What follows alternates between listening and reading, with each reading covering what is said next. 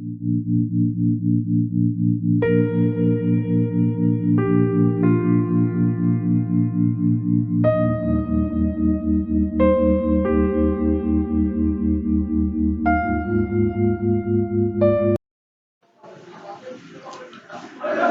सहेलियों,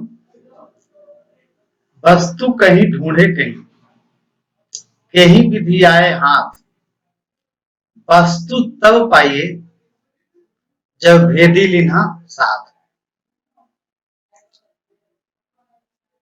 वस्तु कहीं ढूंढे कहीं, कहीं विधि आए हाथ, वस्तु तब पाइए जब भेदी लिन्हा साथ।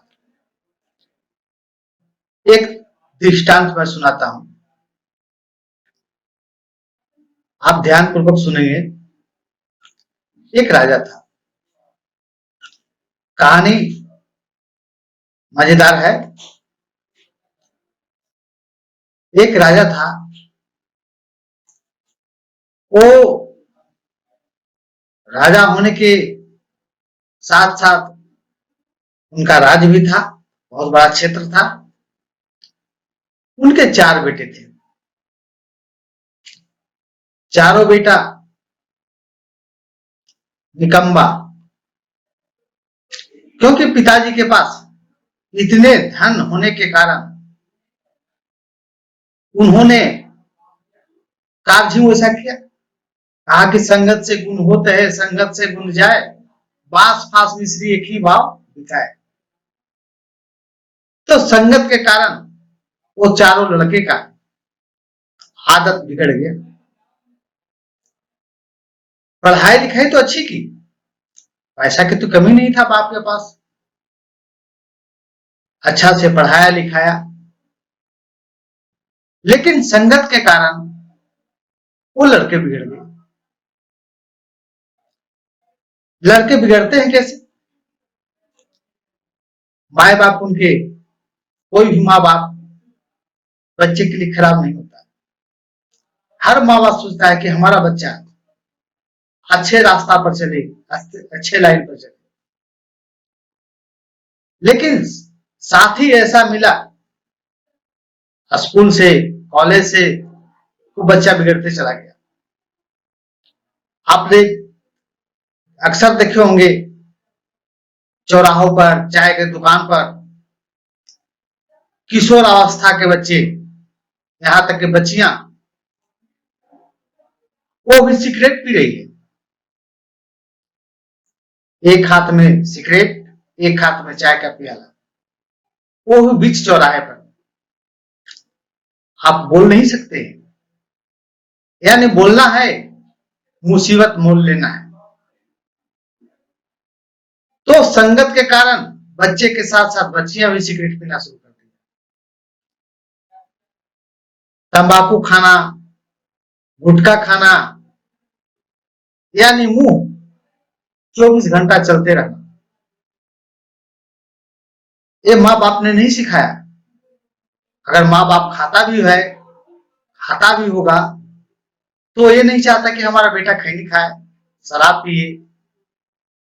लेकिन वो बच्चों के संसर्ग में जाकर के ये सब करना शुरू कर देते हैं। क्या होता है, धीरे धीरे वो बच्चा 1 नंबर शराबी हो जाता है, 1 नंबर जुआरी हो जाता है। अब वो जाता है घर में, माता पिता से पैसा मांगता है। पैसा नहीं मिलने पर घर का कुछ भी सामान बेच देता है और शराब पी लेता है।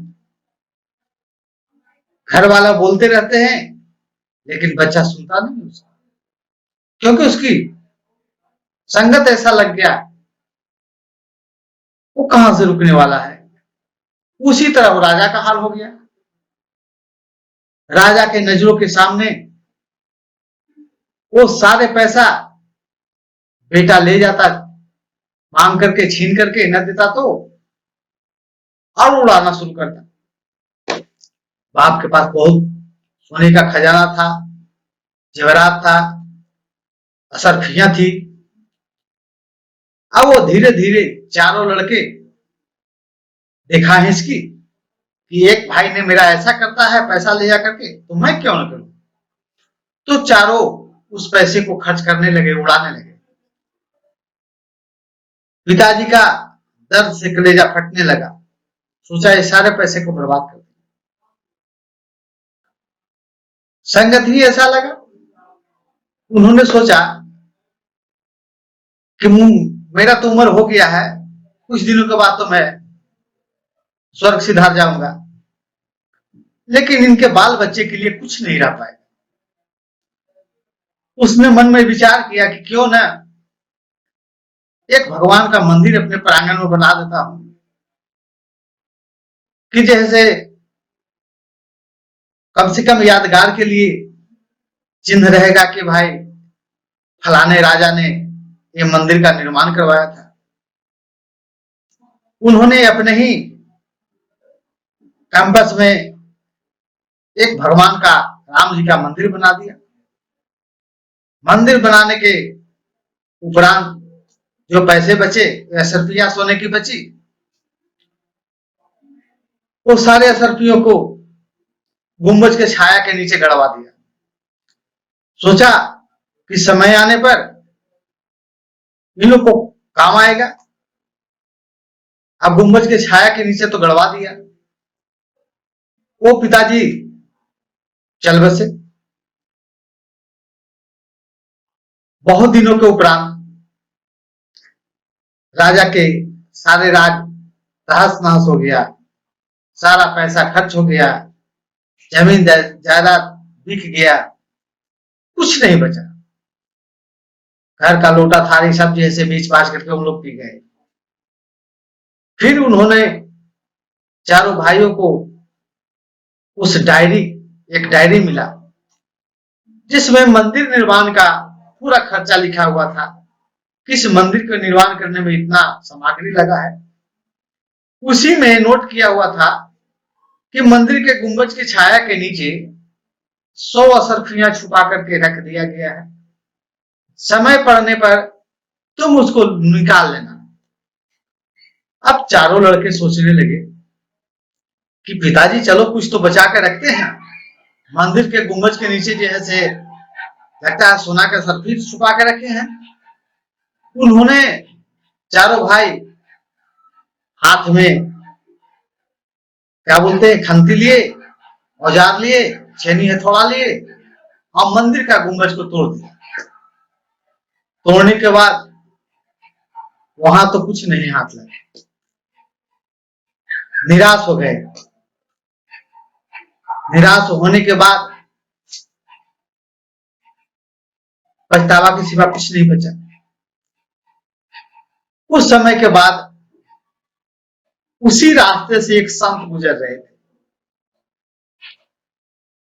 किस बहुत लोग ने बताया, कुछ लोगों ने बताया कि बाबा ऐसा ऐसा समस्या है, इसका समाधान आप कर सकते हैं। से गुंबज के नीचे सोने के सरफियां छुपाया हुआ था, लिखा हुआ डायरी में है।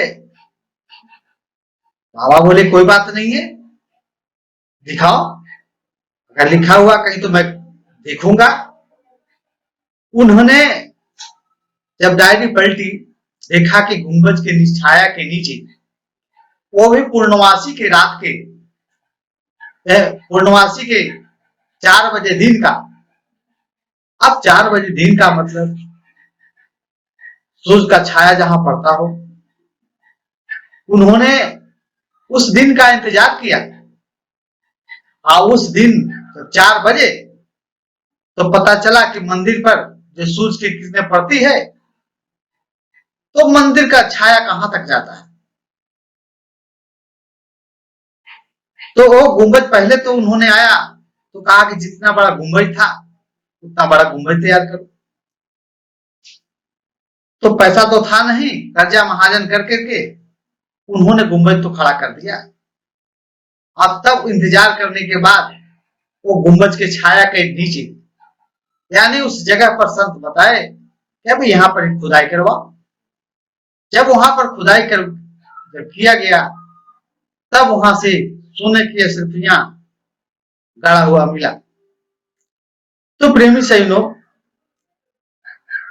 जो हम लोग आनंद रूपी खजाना खोज रहे हैं, शांति रूपी खजाना खोज रहे हैं, वो खुशी का खजाना खोज रहे हैं, वो कहीं दूर नहीं है। जिस तरह से गुम्बद के छाया के नीचे छुपाया हुआ था, उसी तरह खुशी का जो खजाना है हम सब के अंदर छुपाया हुआ है। हम लोग बाहर ढूंढ रहे हैं, कोई कोई वस्तु में खोज रहा है, कोई कोई वस्तु में खोज रहा है, कोई कोई चीज में खोज रहा है, कोई कोई चीज में खोज रहा है, लेकिन वास्तव में वहां वो खजाना है नहीं। वो खजाना है कहां? हमारे अंदर है।